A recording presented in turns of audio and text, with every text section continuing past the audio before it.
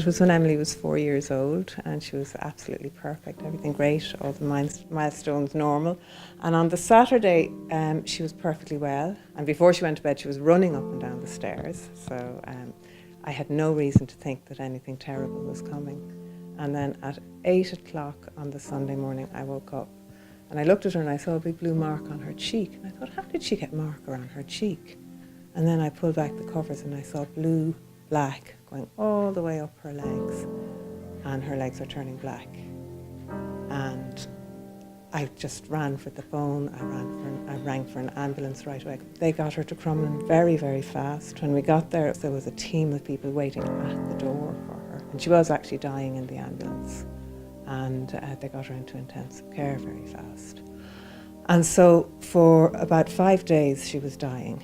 And they told us to call everybody in and prepare to say goodbye. And on the 5th day, her organ failure began to resolve and she began to improve there, but she began to have bleeds in her brain.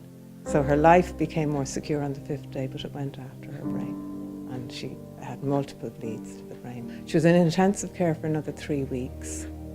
And she was in a coma, she was absolutely paralysed. Meningitis is fast and deadly, and it tries to amputate. So she'd nearly lost all her fingers and she'd nearly lost both legs. And then sadly when she was 13 she received a spinal cord injury and she's now paralysed from here down, so she doesn't have any movement from the chest down now.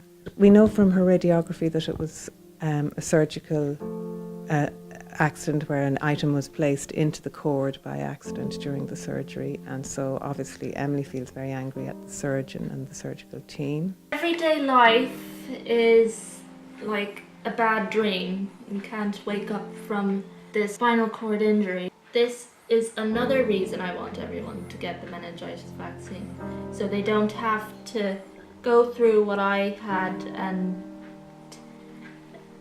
be operated on and have their spinal cord cut right down the middle.